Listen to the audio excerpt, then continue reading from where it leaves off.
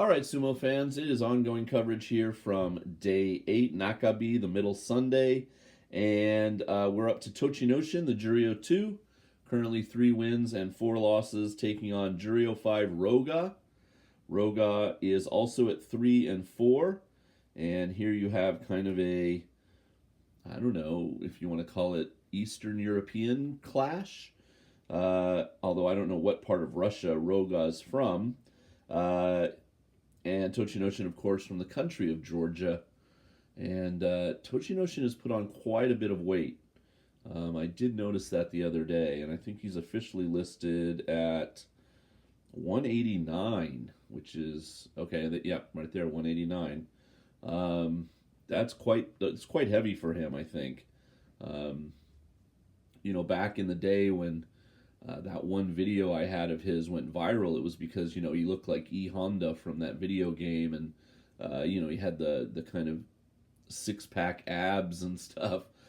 Just looked so, strong and built.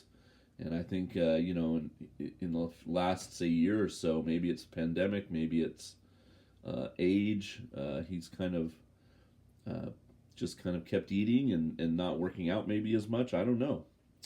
But there you go. We'll see if it helps him get a win over Roga today. One of these men will even out at 4 and 4 and be in a little bit better position to get their Kachikoshi.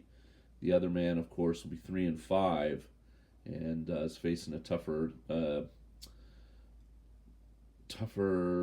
journey. No, that's not the word I want to use. A tougher slate. No. It'll be tough for them to get their Kachikoshi. They have to win 5 out of their last 7. So, not as easy, right?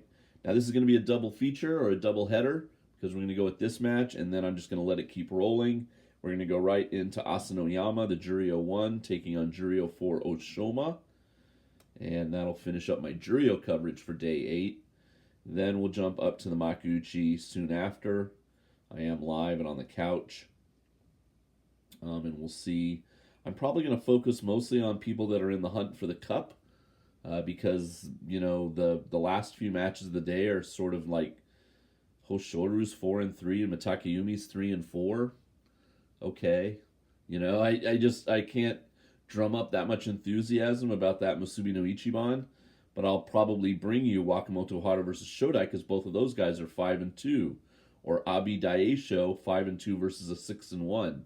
I tend to, as I go into the second week, focus more on who's going to potentially be a winner. But of course, starting tomorrow, I'll be coming home from work and I'll only be able to have access to the final few matches of the day. So that and the recap is what you're going to get for the rest of week 2. Okay. Oh.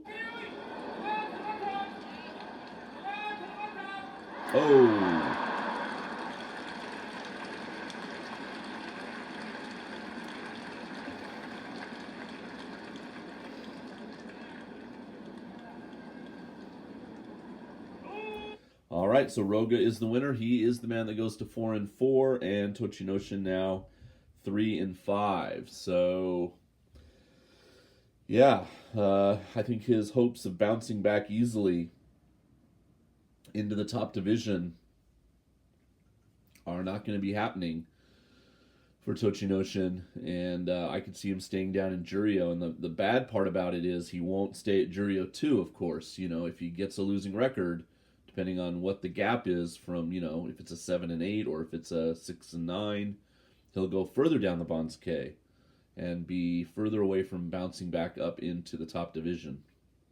All right, as you saw on screen there, it's Asanoyama now. Juryo 1, 6 and 1. All he needs is 2 more wins, and he'll definitely be in the top division in May.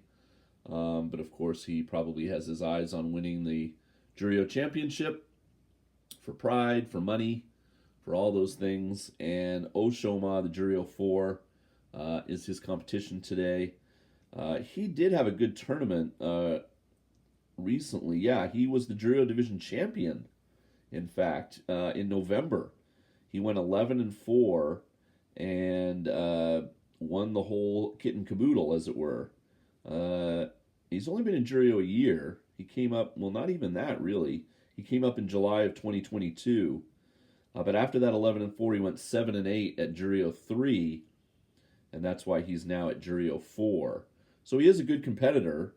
Can he beat Asanoyama here today? That's another question. And he's lost 3 in a row, so he was doing pretty well, and then he's gone on a losing streak here. So he definitely wants to maybe bust that by getting a big win here. Would have to be considered an upset win over Asanoyama. So yeah, the leaderboard could potentially be 4 guys still if Asanoyama wins here. If not, it'll go down to 3. Ichinojo, Gonoyama, and Ochiai. And yeah, I don't know if somebody knows what happened to Asanoyama's face. Was that the result of his match yesterday? Did he hit the clay badly? Did he have a forearm shiver to the face? That's kind of an interesting injury. So this is where I kind of miss having the English play-by-play, although to be honest, the English play-by-play on NHK hasn't even started yet, so it's not like I can watch it. So I rely on you guys and Twitter. I just tweeted out on my Twitter what happened to Asanoyama's face. So yeah, that's it almost looks like he got punched, right? But there's a story behind that, I guess. We'll see if we can figure it out. I'll let you know tomorrow if I hear back to my tweet. Okay.